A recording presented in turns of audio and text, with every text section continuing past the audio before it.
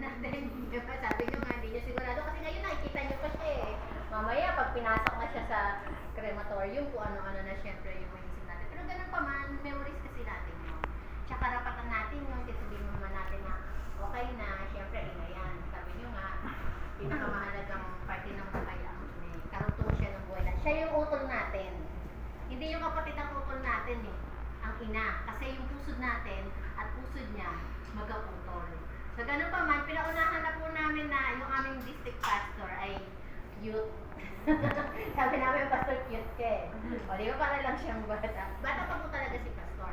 At salamat sa Panginoon dahil siya po ay umarap sa inyo ngayon na isang full, ano na siya, full-fledged pastor, ordained pastor. Ayan. Fresh from ano yan, magkaka-ordained po siya. Pero ilang taon na po namin siya kasama, mga around 2 years. At nagawa ning sumilip ni Pastor Fernand sa inyo. So, dalawang pastor din nakasilip kay Nanay Rosalie. Sa umagang ito, tayo po yung magbibigay ng huling message ang aming pastor para po magbigyan muli kayo ng pagkaaliw. Sa bagamat malungkot sa puso, parang sabi nyo nga, umingiti kayo ngayon, pero hindi natin alam, mamaya, di ba?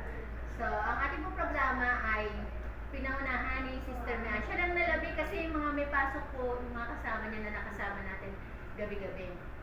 Si Sister Mia po ang nanguna sa ating awitan. Ang ating opening song ay When We All Get to Heaven. Ang sarap nun, no?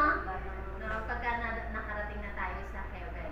At ang ating opening prayer ay yung elder din po ng Rockville, si Brother Don Baclor. Yan. Branded siya pero Don siya tawagin. Ang welcome remarks, ako pa rin po, ang inyong lingkod, Irene Baclor.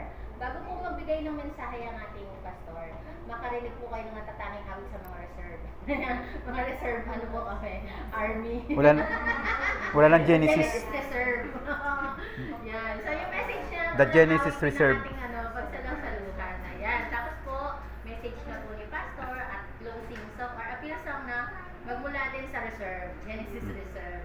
At pagkatapos po ay closing prayer po ng ating pastor. Alam niyo po, mamimiss po namin kayo. Sa ilang araw na magkakasangtay, para tayong naging isang pamilya. No? Siyempre, mamimiss ang gaganda kasi ninyo eh. Kung pwede ba nga lang ako magpakalis, hindi ako makamumon kay Danny Casoto.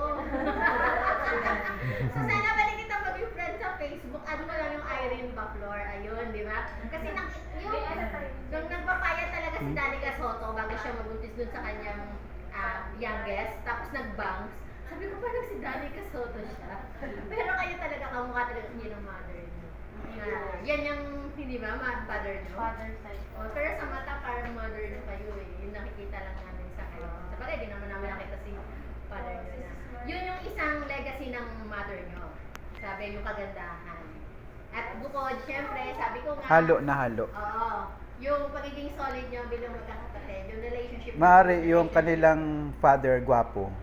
Siguro. Oh, kasi sa father side kasi maganda si ano eh. Ganun ba? Si Marge. Talagang Si Sister iba Marge ang at saka yung mga father. kapatid niya. De, bata pa naman kasi sila nung nawala si father nyo, no? Pero ganun pa man, salamat kay mother. Kasi si mother talaga yung naghihirap dito sa mga ito eh. Kung paano sila lumaki ng ganyan, mabubuting tao. So maraming salamat po sa susunod. Nawa, magkita-kita tayo, hindi na sa ganitong pagkakataon. Di ba?